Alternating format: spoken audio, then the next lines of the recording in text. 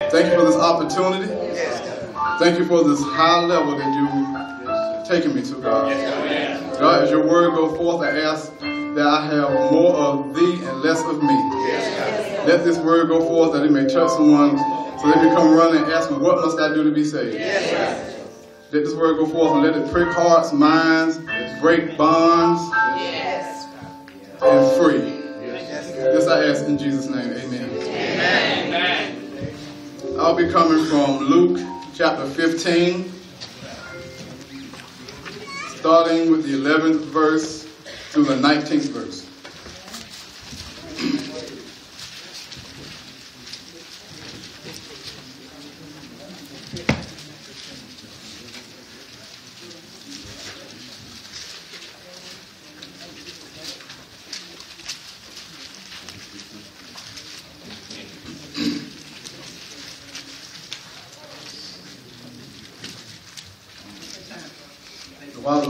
While it's still being found, let me do this. I got to get this out because I'm used to either being on the drums and the choir. So if y'all just give me a minute, I got to do a little bit of this one. Lord, if you move, I fall. Oh, I'm leaning on you. You, Jesus, you, Jesus,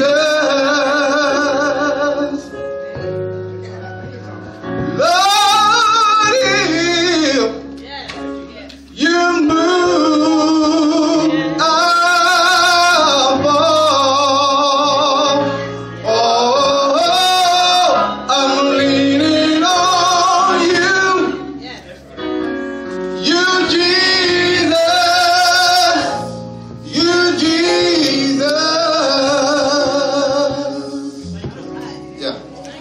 Now for a little bit better. Start at the 11th verse. And he said, a certain man had two sons. The younger of them said to his father, Father, give me the portions of good that falleth to me. And he divided unto them his living. And not many days after, the younger son gathered all together and took his journey into a faraway country. And there wasted his substance with riotous living. And when he had spent all, there arose a mighty famine in that land, and he began to be in want. And he went and joined himself to a citizen of that country, and he sent him into the fields to feed swine. And he would fain meaning with gladness or eagerness, happily, had filled his belly with the husk that the swine did eat, and no man gave unto him. And when he came to himself, he said, How many hired servants of my father's have bread enough to spare, and I perish with hunger?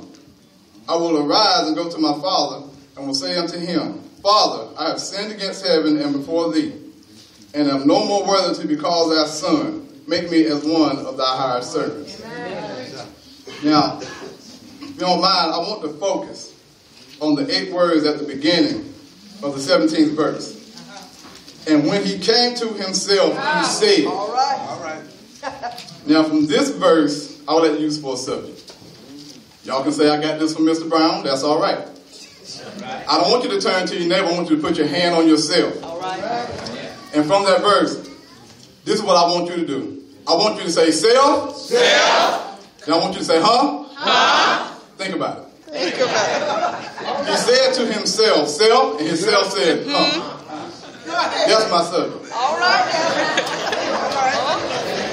As I go further in this message, if that kind of went over your head, I'll have to break it down and tell it to you because I kind of got that from Mr. Brown, and I didn't really think about that until I heard him say it. And when he said it, even though it was funny, it made sense.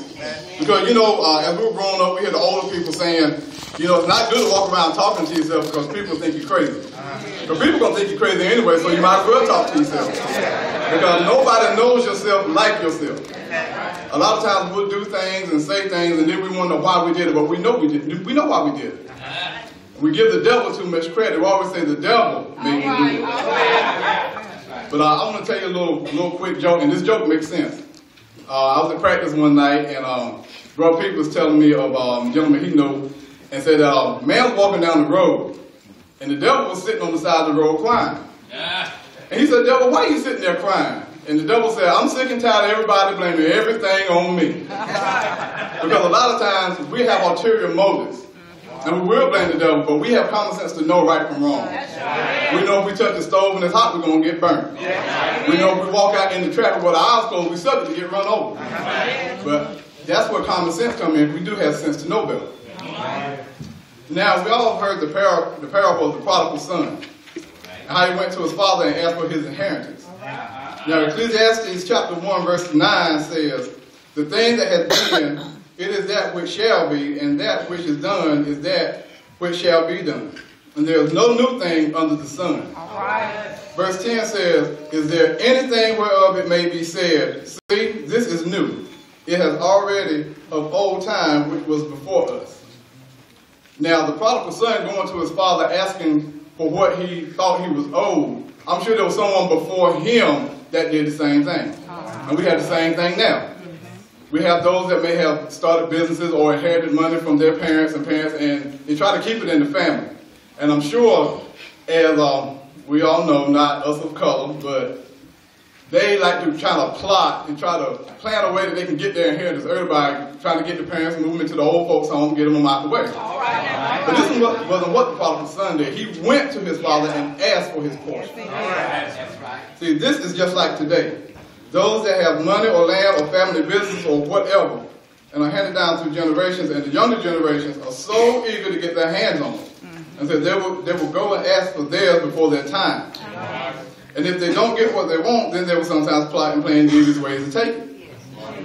But this wasn't the case with the prodigal son.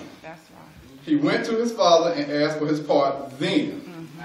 Now, it is very possible that those friends of his got in his head and boosted him up to ask him for his portion with the ulterior motive to help themselves to whatever they could get from him. Now, the conversation may have gone like this. Man, you know, your dad got all this land and all this cattle. They don't need to wait till he passed. Go ahead and, hit him up. Say what tell him you want yours now. We got you. How many times we heard someone say, we got you, then you turned around and you by yourself? So they boosted him up, pushed him on to his father. I'm sure they were hiding in the bushes somewhere just waiting. So, prodigal son went to his dad. Dad went on cutting his part. So he took on off. Now, as he got to this faraway country, as the money was being spent, I'm sure, on wine, women, and song we've already heard, the cash flow started getting slow. Soon after slow, it went to none. And so did his friends. Because when the money run out, like I said, you by yourself. You can have the nicest ride. All your boys want to hang with you. When you go to the club, they want to go. When you go to the malls, they want to go. Let that joker break down. You ain't got no money. You calling every friend you got, ain't nobody picking up the phone. They're sending you the voicemail. But they done hopped around with somebody else and left you by yourself. Same thing. As he found he was by himself, no friends, nowhere. The Bible says a severe famine covered this particular country. Meaning throughout this country, food was slim to none. Preferably none at this point. So the prodigal son found that his stomach made his backbone, which meant he was past hungry. That joker was starving. So no friends and no money, he had to get a job. How many know it's bad when you know you have to get a job? But this day and time, you got to have about 2 or 3 of them jokers just to try to get by. And we've also heard Pastor say a lot of us are one check away from the poorhouse. Me being in that boat, I ain't gonna lie about it. And I'm sure a lot of us, we be honest about it, we found ourselves in that same situation. But God is still God. He still got our back. All we got to do is just trust in Him and do what He says. We don't have nothing to worry about. So then he had to go get a job. The job that he got was feeding pigs, which may have been one of the lowest jobs there was, but somebody had to do it. At this point, he was so hungry that he was willing to eat the same food that the pigs were eating because nobody gave him anything. It was at this point in his life, in his situation, he stopped, thought about it, and talked to himself. Now, here's the proof. The beginning of verse 17 says, and when he came to himself, he said. When he came to himself, he said. He began to talk to himself, about what his father had, his plan of action, which was to become a hired servant of his father, and not to go back as his father's son because he felt that he wasn't worthy. But as he found out, when he went back home, his father didn't care about what happened or what he did, but he was glad that his son came back home. Because when he saw him off from the distance, he said, "Behold, my son which was dead is now alive." Because I'm pretty sure when the son went off, he didn't hear from them. They didn't have cell phones. They didn't have mail carriers. They didn't have telegraphs. Probably carrier pigeon, maybe. I don't know. But at this point, it was probably a long period of time before he heard from his son. So he figured that he had died somewhere. So with no way of knowing, that was just the assumption. But when he saw him, that's when he said, "My son was dead, but is now alive." You know, it's all right to talk to yourself sometimes. Because no one knows you like you know yourself. We talk to ourselves all the time anyway. And when we want to give someone a piece of our mind, we will talk to ourselves on how we're going to do it. If someone rubs us the wrong way, we talk to ourselves about what we're going to say, how we're going to say it, and what choice words we're going to use. And a lot of times, them choice words ain't Jesus. Because you can go to somebody and say, "Jesus is going to get you," they'll blow that off. But if you go A, B, C, D, E, F, G, they understand that. See, that's when we have them Peter moments. Like Bishop said, I had my Peter moment. I was one way or the other, and my thought was to reach in my back pocket and get my box cutter, but I thought just that quick. I'm like, this white man is not worth it. Because I got a new baby, I got a wife, I got a family. If I have to stand there and take it, I ain't worried about it. He going to get his. I may not see it coming, and he won't see it coming, because I'm pretty sure he don't understand who God is. Because if he did, he would choose his words carefully and the way that he talked to people. Because he's one of those people that has worked his way up through the company. So he's sitting on Mount Olympus like one of the gods looking down. But if you get the same way he got up, he can get right back down. And I'll go you one better. If I want it and I ask God for it, I'm sure I can have his position. But tell you, I don't want it. Because if I have to act like that at that level, I'm going to stay where I am. And just wait on what God has for me. Now, as I said earlier, when we say to ourselves, self, and ourselves say, huh, that means that we're listening. We're paying attention. We hear and respond to ourselves, and it also means that God is listening. Because somewhere in our conversations, we talk to God, we talk to Jesus, and we talk to the Holy Ghost. Somewhere in these conversations, the Lord will give us the proper direction that we need, whether we admit it or not.